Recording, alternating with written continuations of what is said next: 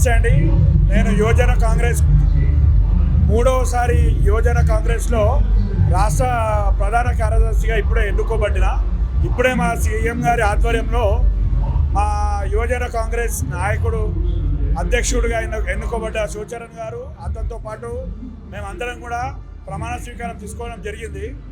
అయితే ఈ మధ్యకాలంలో కేసీఆర్ ఫామ్ హౌస్ నుంచి వచ్చి ఏదైతే 6 నెలల గడువులో కాంగ్రెస్ పార్టీ ఇక ఉండదు, సీఎం ఉండడు అని ఏదైతే ఆయన విషపూరిత వ్యాఖ్యలు ఏదైతే చేస్తున్నాడో అవన్నీ కూడా అంత కేసీఆర్ గారు మీరు ఫామ్ హౌస్లో పడుకుంటే పడ్డ కళలు వచ్చి పబ్లిక్లో మాట్లాడితే అంత బాగుండదని చెప్పి మీరు కూడా ఒక సీఎంగా చేసిన వ్యక్తి కాబట్టి అట్లాంటి మాటలు పిల్లలు మాట్లాడినట్టుగా మీరు మాట్లాడద్దు అని చెప్పి ఈ సందర్భంగా నేను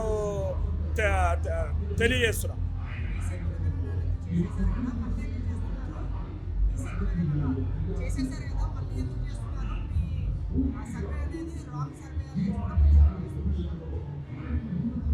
ఇప్పుడు కేసీఆర్ గారు, కేటీఆర్ గారు బీఆర్ఎస్ పార్టీ నుంచి సంబంధించిన ఏ లీడర్ కానివ్వండి, కార్యకర్త కానివ్వండి, బీసీ కులగరగన మళ్ళీ ఎందుకు జరుగుతుంది అంటే గతంలో బీసీ కులాలను ఎవరు పట్టించుకోలేదు.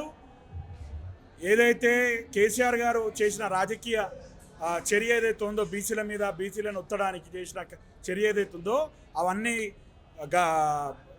దృష్టిలో పెట్టుకొని మా గవర్నమెంటు మళ్ళొకసారి మా నాయకుడు రాహుల్ గాంధీ గారి నాయకత్వంలో బీసీ కులగరగన జరగాల కాబట్టి దాని అంటే కరెక్ట్ విధానంగా జరిపించాలనే ఉద్దేశంతో జరిపిస్తున్నాం.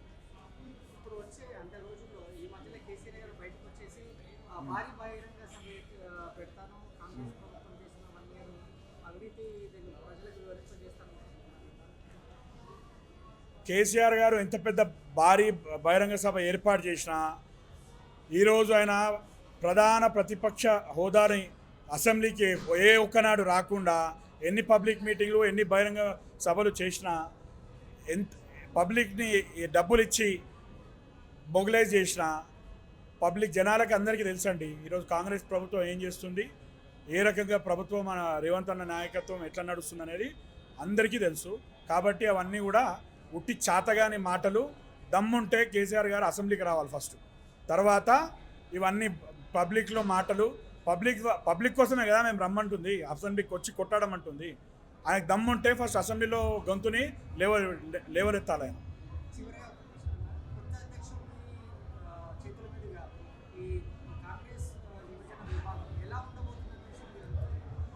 గతంలో ఏదైతే యువజన కాంగ్రెస్ పనిచేసిందో రెట్టింపు జోష్ తోటి మళ్ళీ ఇప్పుడు కాంగ్రెస్ ప్రభుత్వం ఉంది. బీజేపీ మోడీ ఒక ఏవైతే ఫెయిల్యూర్స్ ఉన్నాయో దాని మీద యువజన కాంగ్రెస్ భారీ ఎత్తున ఫైట్ చేయబోతుంది. Subscribe us and press the bell icon for more interesting updates.